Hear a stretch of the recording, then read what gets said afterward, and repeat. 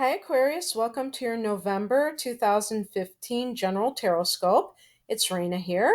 And I think this is going to be a real career month for you, believe it or not, because the sun is in your 10th house as we start out November for the first 3 weeks. And Mercury goes there, and actually, oh, hello, today is the 4th. So Mercury went there on the 2nd of the month, and then we'll be going into your 11th house, which is your natural house, on the 20th of November. And this is more of a humanitarian and group energy. But until the 20th, Mercury is in your career sector. So there's a lot of discussion. Some people might be signing contracts related to a new job or talking to potential new employers or clients or what have you. We have Venus in a few days on the 8th of November going into your ninth house. So, right now, Venus is in the eighth house of other people's money. So, there might have been issues surrounding inheritances or maybe a spouse's income, something of that nature, but in a good way because Venus is really nice energy. And this is going into your philosophical sector. It could relate to meeting somebody from another culture, from another country. It can also relate to higher education for those people that are in academia. This could be a wonderful energy to look good to other people. It could relate to publishing for the writers that are Aquarians. This is great energy for that. And Mars goes into this house as well on the 12th. The other thing that the ninth house rules is philosophy and organized religions. So that might be featured for you in some way where you are really kind of applying your energy in this direction. And we have a new moon in that career sector jumping back into Scorpio on 11/11, which is a portal date, as I've said. And so, new developments in your career. That's pretty cool. On the 25th of the month, we have a full moon at 3 degrees of Gemini in your fifth house of romance. So, this might be some new development in that area. And this is kind of the kickoff of the holiday season. In the Americas, we have Thanksgiving in the United States, and then we start to hear those Christmas songs for a month and a half. So that's always fun. And then what else do we have going on? Jupiter has been in your eighth house and will continue to be there until next year. And so this is that area of other people's money. There might be some expansion that occurs in this sector in the coming year, and it could also relate to loans that you get out, taxes, any money that you earn that is not money that you earn by the sweat of your own brow. So investments and things of that nature. Saturn has been in your 11th house, will continue to be there until 2017, and this is in your area of hopes and wishes. So actually, Saturn can kind of bring gravitas to any things that you've longed to manifest. And it can actually take them from the realm of hopes and wishes to reality.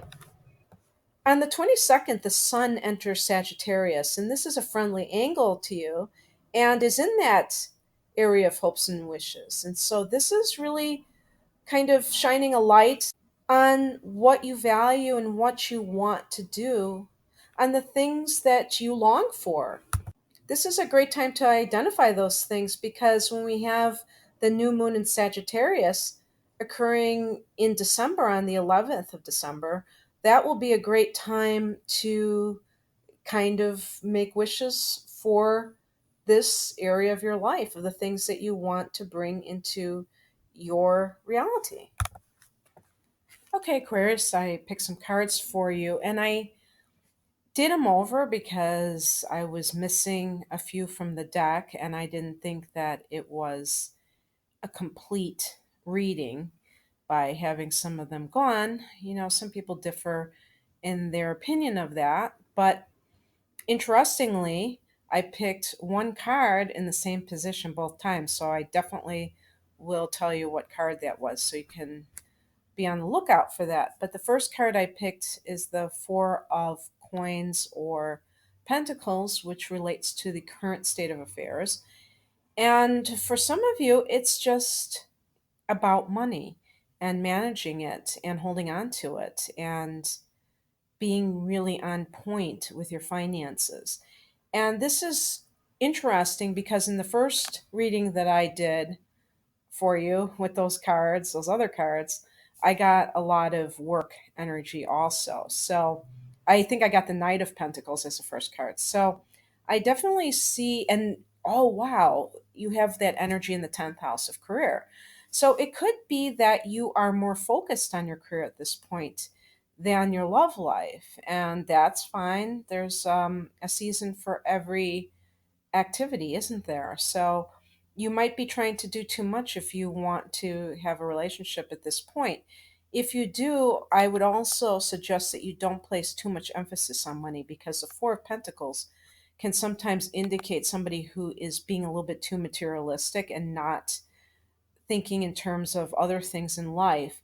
And not that I peg Aquarians that way. Sometimes I would say if I had anything to criticize Aquarians about, it, related to money, it might be being a little bit quote unquote economical, which is a nice way of saying stingy.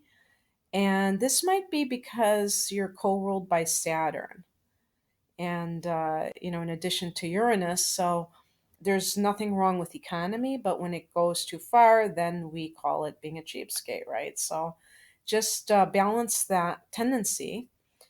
And the message from the universe is the Hermit card. So this is definitely a time to tap into your inner guidance. And for some of you, I think this might be particularly important in the realm of the kind of people that you're choosing because the the two action cards I got, one of them is that one that I picked the first time. This time around, it was the Seven of Pentacles and the Ten of Swords. The Ten of Swords I picked both times. So I'm thinking that some of you are definitely coming off of a betrayal, that somebody really did stab you in the back, metaphorically.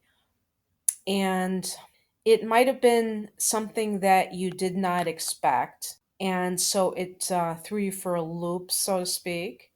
I think sometimes with Aquarius, there's a bit of a disconnect in terms of how you perceive your reality because if you look at an Aquarian, sometimes there's a real spacey look in their eyes because they do tend to think in the future. They're very future oriented, and that can sometimes lead them not to be very grounded and be in the present moment.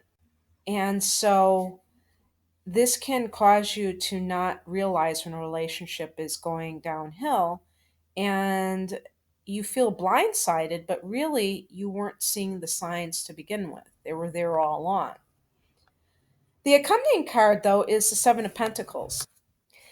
This could mean, this card, that if you have had a betrayal, and let's say you have a partner who cheated on you and you found out about it, that you are assessing the relationship overall and how it was progressing in spite of that. And some of you are not particularly jealous, and that's not what would bother you so much is the actual physical act of the cheating, but the more of the feeling of being deceived and not being given the dignity of knowing what was happening because air signs always want to know what's going on. And so the other possible interpretation is that this is like a business that you have, and you are nurturing this business, and it's still in the development phases. You have to wait for the harvest to come. But it might be suggesting that you need to pour your energies into this instead of a relationship that is not viable, and that this is the direction that you should be headed, and that by doing something that you love, you will attract the appropriate partner. The outcome card is the moon card. So this is another intuitive card, just like the hermit. So I think it's really saying that if you start to channel your energies into places that you can actually see growth, like for instance, a business or career that is rewarding you and showing you the rewards versus a fruitless relationship, that your intuition can guide you in this direction. And maybe you were not using it. The message card was the hermit card. So it was telling you that you need to tap into your higher self in order to solve these riddles. And so I think this is kind of a more reflective energy during the month of November. And I hope you enjoyed this, Aquarius. And I will talk to you later. Bye.